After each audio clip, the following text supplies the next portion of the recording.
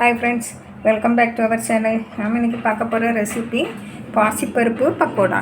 அதான் ஹெல்த்தியான பாசிப்பருப்பு வச்சு நம்ம ஒரு பக்கோடா செய்ய போகிறோம். அது பாருங்கள், நல்லா முறுமுறுப்பாக இருக்கும். பாருங்கள், நல்லா முறுமுறுப்பாக இருக்கும். இது டீயோட சாப்பிட்றதுக்கு ரொம்ப நல்ல டேஸ்ட்டாக இருக்கும். இதை நம்ம எப்படி செய்யுதுன்னு பார்த்துருவோம். இது பாசிப்பருப்பு பக்கோடாக்கு தேவையான பொருளை பார்த்துருவோம். ஒரு கப்பு பாசிப்பருப்பு அதை எடுத்து 2 மணிக்கூர் ஊறப்பட்டு வச்சுருக்கேன். ஒரு பெரிய வெங்காயம், 1 டேபிள் ஸ்பூன் அரிசி மாவு, 1/2 டீஸ்பூன் மிளகாய்த்தூள். உங்களுக்கு காரம் ஜாஸ்தி வேணும்னா அதை போட்டுவிடுங்க. 1 டீஸ்பூன் பெருஞ்சீரகம், 1 டீஸ்பூன் நெய்.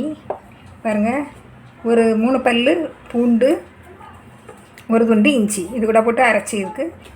அங்கே பச்சை மிளகாய், கருவேப்பிலை, மல்லிக்கீரை இவ்வளோ நம்ம அது கூட போட்டு பாருங்கள். இப்போ நம்ம அரைச்சிட்டு வந்துடுவோம். பாருங்க, முதல்ல இஞ்சி பூண்டு போட்டுக்கிடுவோம். அது கூட தண்ணி இல்லாமல் போடுங்க. தண்ணி எல்லாம் வடிகட்டி போடுங்க.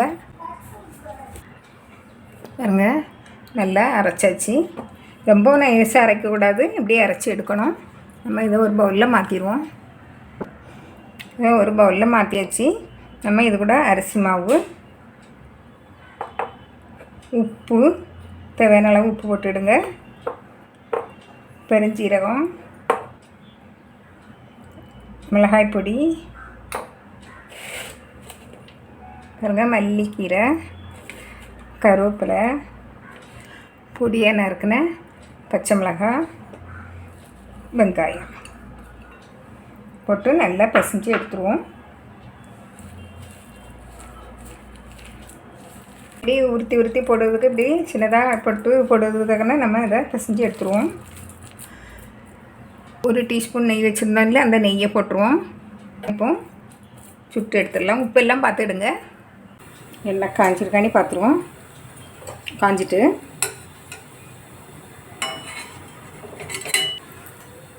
பாருங்கள், இப்படி சின்னதாக போடுங்க.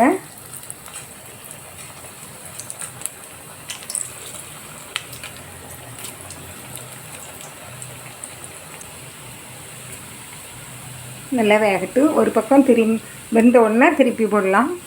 நல்லா டேஸ்ட்டாக இருக்கும். இது வேணும் நம்ம இப்போ திருப்பி போடுவோம். அடுப்பு மிதமான தீயில வச்சுருங்க. மாற்றி திருப்பி போட்டுக்கிட்டு இருங்க. நல்லா முறுமுறுனி வரும். நல்லா சிவந்து வரணும்.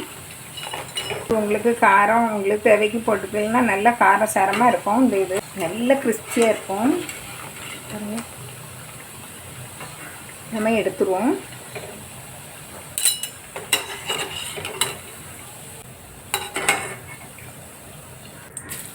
சின்னதாக போடுங்க.